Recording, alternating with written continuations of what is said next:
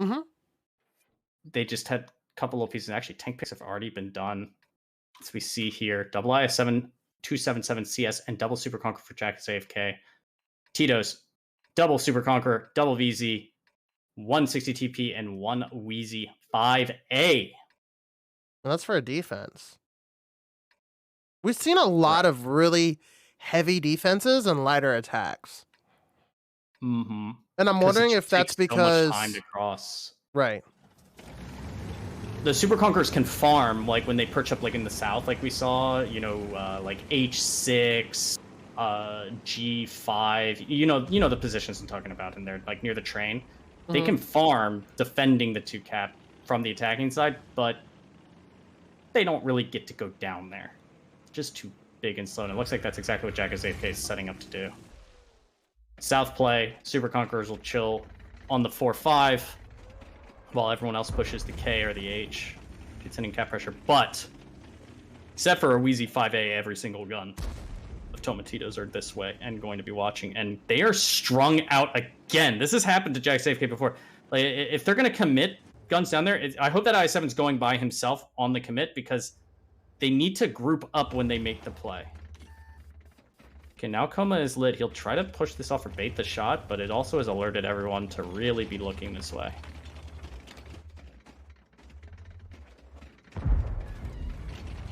Bastion misses that.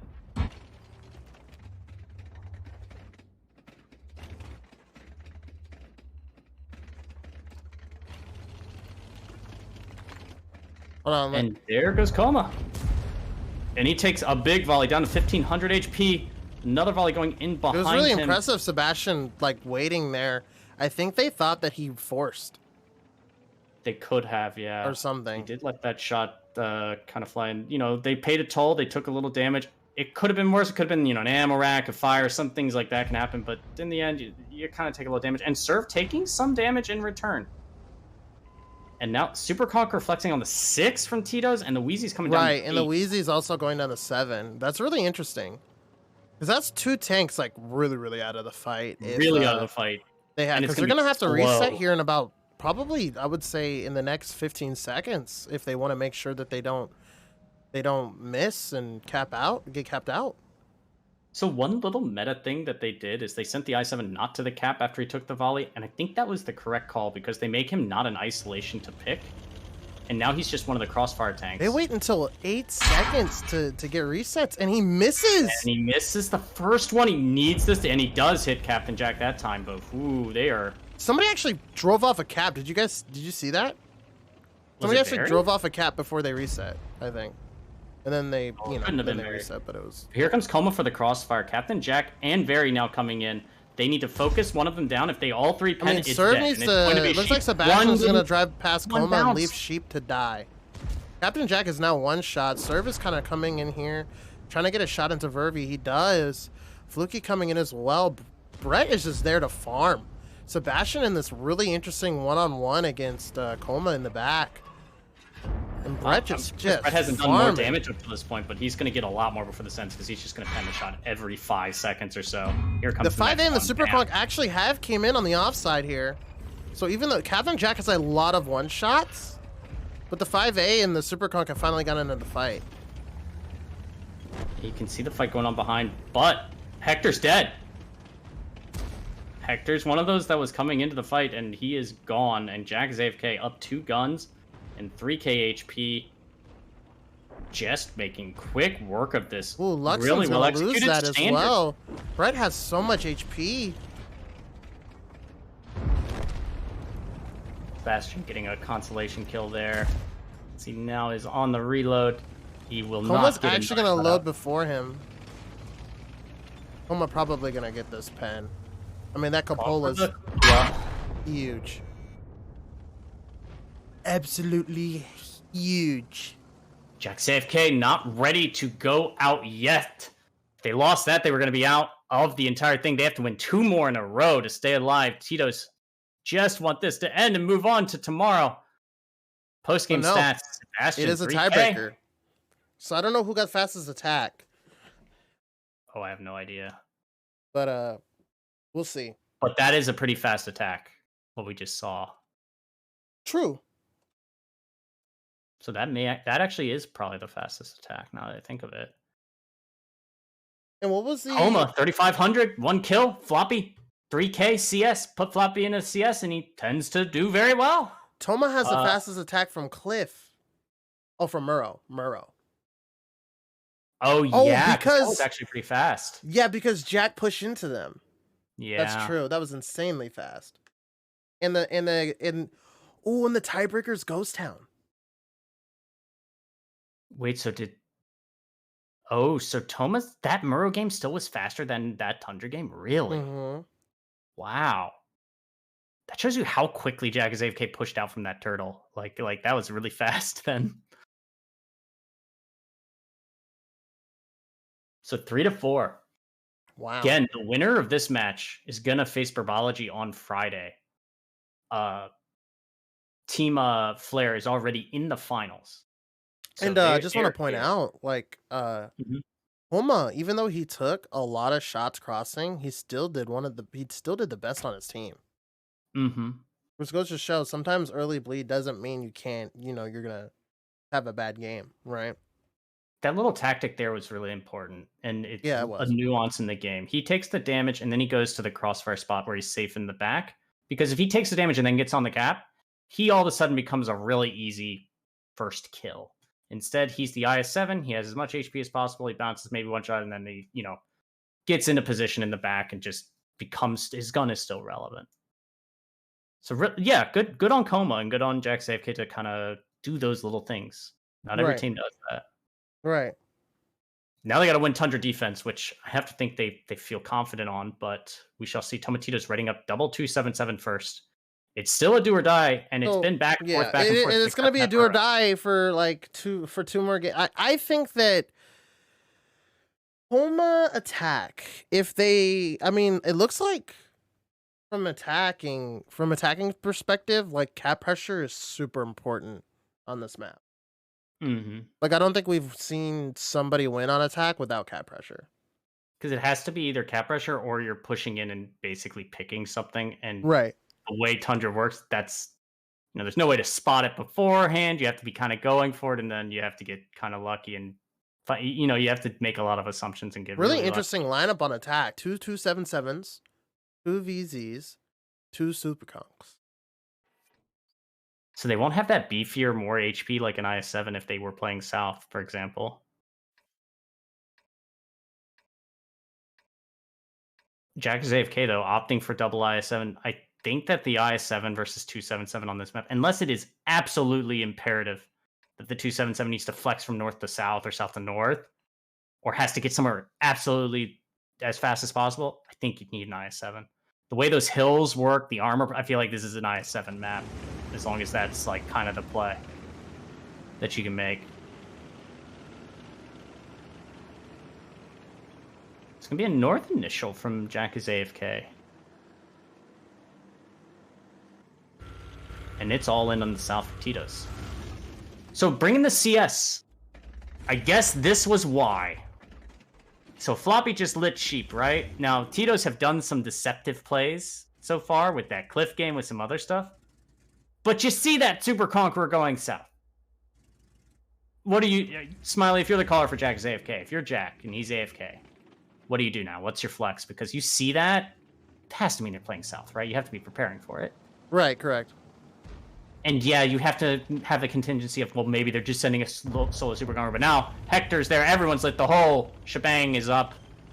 Hector's down to 1,500 HP. No damage being returned to Jack's AFK, but they are a little out of position. But they're, luckily for them, very quick. Those VZs, Ox, and Captain Jack going down the one line as quick as they can. Triple cap pressure. Coma will actually try to back them up as well, but he'll be a little delayed. And that CS is going to get locked down there against that Super Conk, isn't he? That seems scary to do. Floppy? Hey, Floppy's in a CS. You gotta trust him, right? But he's fighting sheep. And there's 12 seconds remaining on this cap. Captain Jack way out ahead.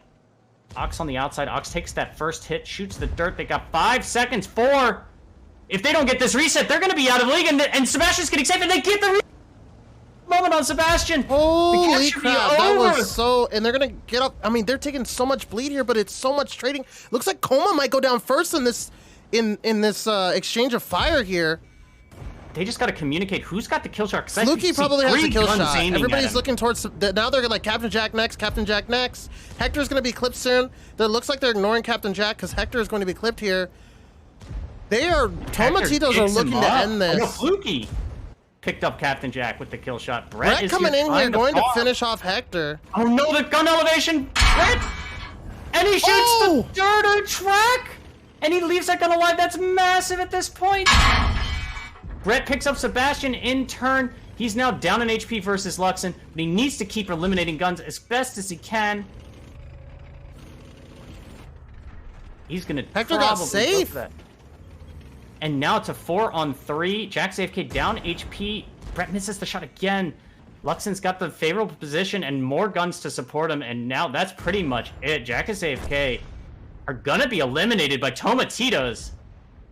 And Floppy actually won his 1v1 with the Super Conqueror on the other side against Sheep. He did. What an offside battle. What a fast match. They just went for it. They did a triple cap, but they came off of it a lot better than they did last time. Against so close. Yeah. I thought they were gonna cap it out because that was the last possible moment. But you're right. Yeah, last time they floundered on the cap and they didn't have a kind of counterplay. And having those VZs in there helped immensely. And Jack's AFK were just strung out in that little push there to get, because they were panicked so hard to get the resets, they just strung out a little bit too much. And they couldn't share HP, and you saw it. You were calling it. I mean, I would have thought you would be calling it in Spanish, but you were calling it, you're like, no, they're going to focus this guy, and then you see the turret swivel. It was great. Yeah. Down goes Floppy. Tomatitos are going to be in the semifinals against Burbology on Friday. Yep, and they're going to be in, and then, whew, wow. And that'll be the first match, and then the next match will be whoever wins that versus Team Flare. Correct. Post-game stats real quick.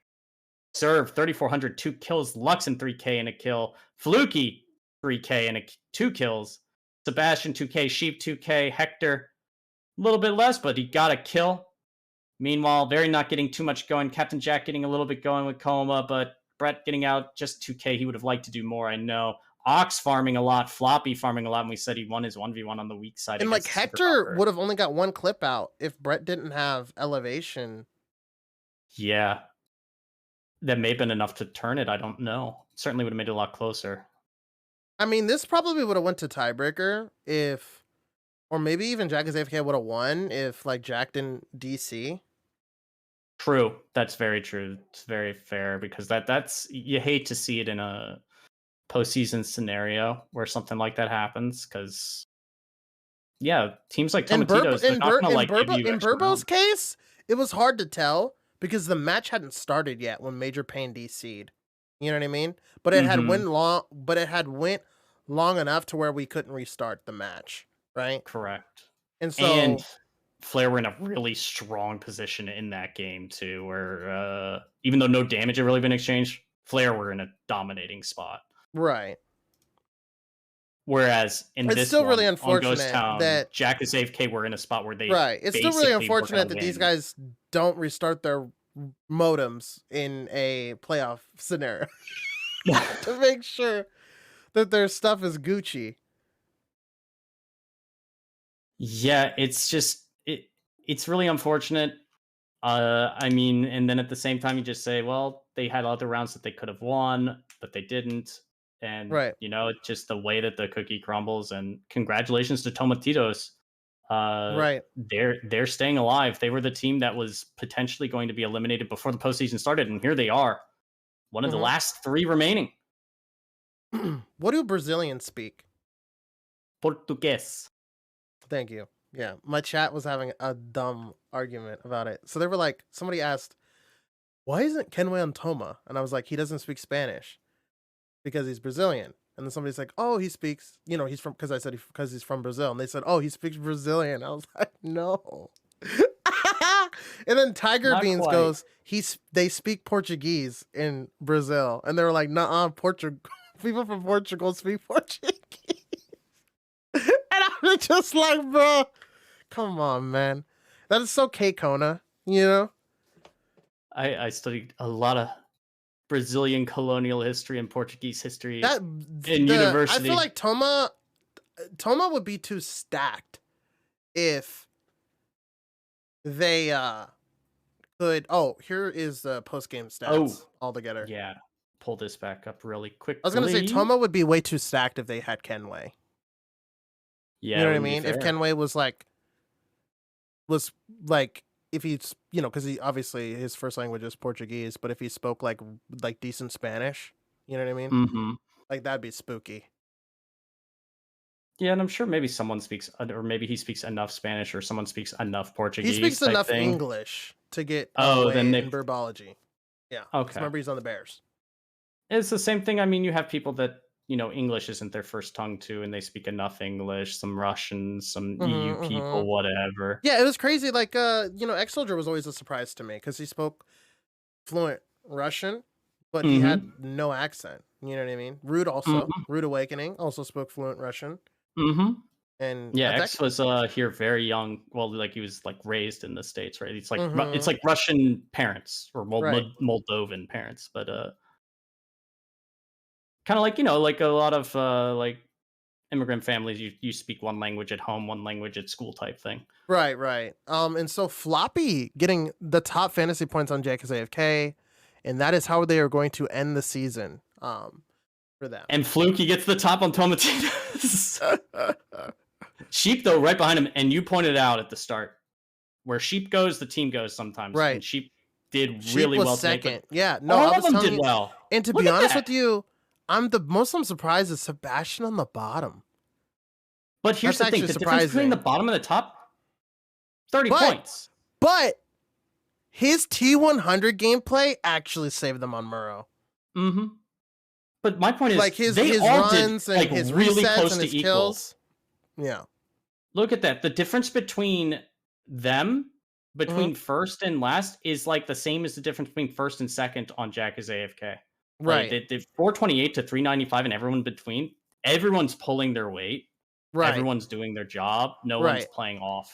So playing as a unit. I feel really bad for Brat because like we first personed him in like the worst scenario possible.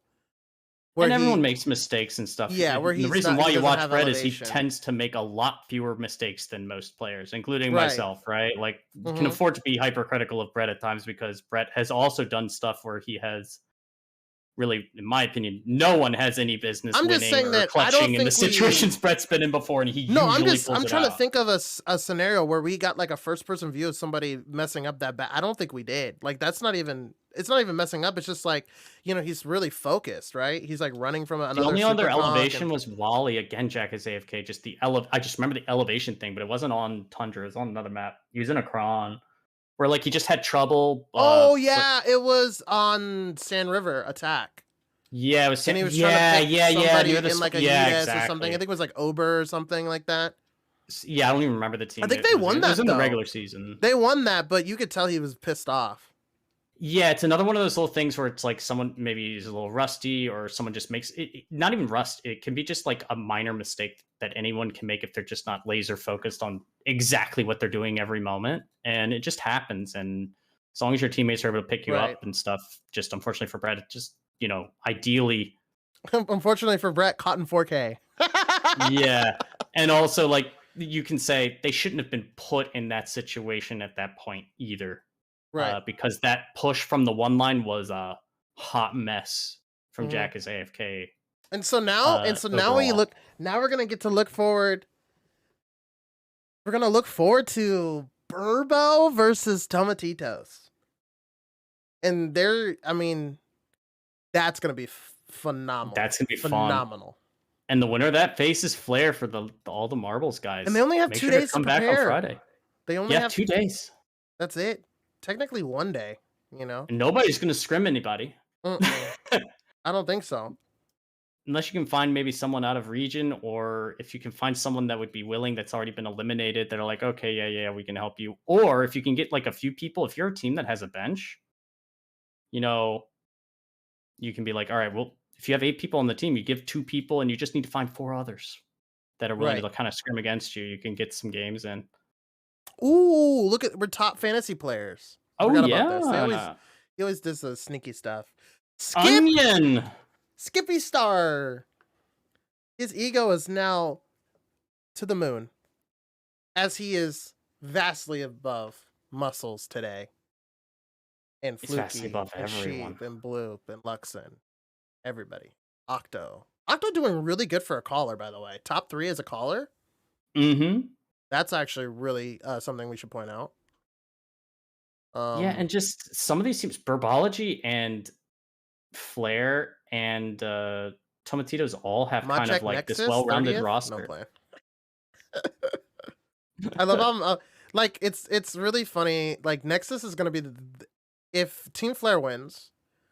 Well, because Nexus is made fun of so much for as a caller, but his team is like dominating, right? And he can't be a bad caller and have like a good team. You know, it's hard to put. To be honest with you, it's hard to put people like External and Dodo on a team with a bad caller. I would say almost impossible, right? Oh, are you saying that because I was a caller with External and Dodo for a while? Okay, maybe there is an exception. I am proof that what you're saying is false, Smiley. Yeah, you are BSing way too much here for Nexus right now. Okay. Like I'm just saying, I pulled it off, man. I won with. I'm just saying that they won with me. I've talked to External, and External says I don't know why he gets so much flack. I think he's a good caller, and External said that. So it must be. Yeah, but External's probably trolling. External doesn't troll that bad. I'm sorry. It just feels like it's easy because for some reason Nexus is a very easy target. He is. I mean, who even is he? Well, right now he is the favorite for sure to win this league. Who's the captain for that team, Viral? I think Nexus is it him as well? I think Nexus is the captain.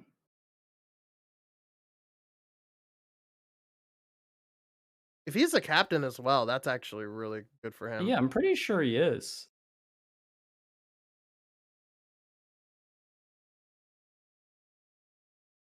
Is this an updated bracket thingy? Oh, PM's the captain. Oh, okay. Yeah, it is. Let me see. PM? How did he manage that? PM making a team? You know, I thought PM. Remember when we first started this? I thought PM was a Gold League player, but it was actually Bloop. My whole thing with like remembering Gold League players is especially the people that came in at the end. I don't remember them, and it's nothing personal. It's more just me being like, it was 5 years ago. And some of the people I remember because I played around them, or it's like when you play against someone for like 4 seasons, like Rude, we said, right? It's like, yeah, well, when you play against Rude and scrim with Rude or against Rude like for 4 years, you'll remember him. But when someone comes in the last like 2 months, it's hard to remember all of the names. Do you have the bracket up? I put the bracket up on my stream. Yeah, I'm pulling it up right now. So as you can see, chat, on Friday, it'll be losers round 2 will be the first match. And then whoever wins that will only get a 20-minute break and will have to instantly play Team Flare fresh out of the oven, super soft chocolate chip cookies. And maybe too hot though. Maybe too hot. Could burn you. Maybe. And while the other guys are spent 4 days in a jar cookies, you know, because they just. I mean, because the thing is, I do the food metaphors because I'm kind of want a snack right now. I'm sorry.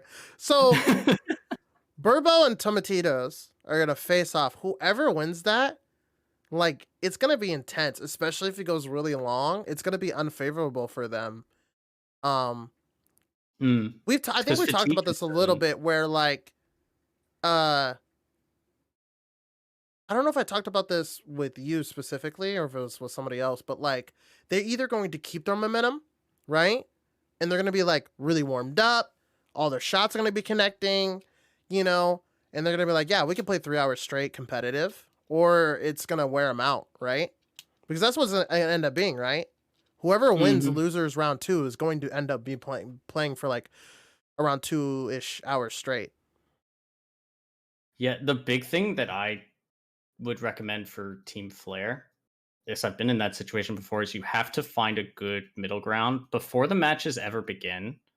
Make sure that all your prep is done. Like, you know what maps you're going to be playing, most likely. You know what your strats you're going to run, or generally speaking. And you're, like, mentally prepared on that. Give advice Try to to make winners, sure you're prepared. Like, you've already boys. eaten. You've done whatever you need to do. Play some pubs, ideally. Like, literal pubs. Ideally in some of the tanks that you expect to play. Just to be loose. So you're not sitting there going... Like, loose? Trying to aim my shots or, like, lead my shots, so you don't need, like, a warm-up round or two. Then... unwind, watch a few of the matches, and maybe have a training room going with your guys where you're just kind of goofing off. Yeah, it's like if you're going to be playing Cliff first, just be like, we're just driving Cliff, and just I want to kind of vaguely practice my boost or practice just.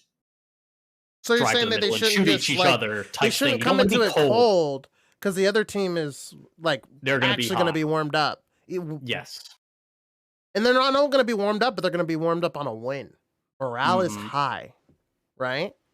And you need I to don't be know who fresh Team going Flare wants into to that face. mentally. Who does Team Flare want to face in this scenario, you think? Burbo or Tomatitos? I feel like Team Flare has... I feel like Tomatitos has... Since the last time they played is like the closest Tomatitos has come to winning against them. But Yeah, Burbo has I actually think won that's against them scary. in the past, right? But I think they feel like once they got like their irks out, and now that they've seen Tomatitos play again, and especially the matches today, they have to know, like, look, we'll know sort of what they're going to do, but we have to check our corners. Like, we cannot let what happened on Cliff Attack to Jack as AFK happen to us. Like, we can assume some things, but, like, we need to do the thing where it's like, we need to see that tank there and get enough intel. We can't just blindly do it because we'll just... That's what Tomatitos can do, and as long as they're just taking that advice, I think they'll be fine. Burbology's a different animal because when Burbology's playing like hot, they're playing really hot, right? Right. And even today, I mean, it was close. Like they're a really good team, and I'm just anxious to see the first match more than anything before Flare. I'm anxious to see Burbology versus Tomatitos. That's what I want to see. Because think about how much prep Tomatitos did between Monday and today. And how much prep they did this weekend. They're going to do some work for Friday as well. They're not coming with the same stuff. I don't know. I think it's a really weird one. I don't even know if we're going to do League After Dark. Like, what is there to talk? I mean, nobody probably wants to talk. You know what I mean? Because some teams getting eliminated, they're not going to want to talk. No. You could get some of the people that maybe have already been eliminated. So maybe some FHS guys or stuff like that. They may be like after talk. after they it's been a week or whatever. Yeah, because you can get like any of them that are watching the matches what they think will happen. But I imagine if you're like on Team Flare or Burbology or Tomatitos, you're not interested. I'll be honest. If I was in charge of one of those teams, I would tell them you are not allowed. No, not permitted. I don't want you saying shit. True. And then Dodo would be like, "It's okay. I won't give anything away. I'll play mind games." And I'd be like, "Dodo, no. Bad. Dodo, no." And no, Dodo wouldn't say that. But that would just be my thought. I'd just be like, just don't, just relax. You guys won. Just get your rest, prep tomorrow, and be ready on Friday. Yeah. Well, yeah, if you decide to do League After Dark, I guess I'll host you, but if not, we'll find someone else to host. I think I could still do it. I don't know. I'll have to ask Scott real quick right here. All right. Well, we'll figure that out in the delay. If not, we will host someone else, but I'll see the rest. If you guys are going to see Smiley, if he stays, surprise, you'll see him. I'll tell you in the chat. If not, find someone else. But thank you guys for watching, and I'm really looking forward to Friday. Friday is where it all ends, where it comes to an ending. Who will win? Do you think I'm not saying anything. I'm letting it end on that voice. Okay. It's like a scary trailer. Who will come out on top after the losers round? Burbology versus Tomatitos.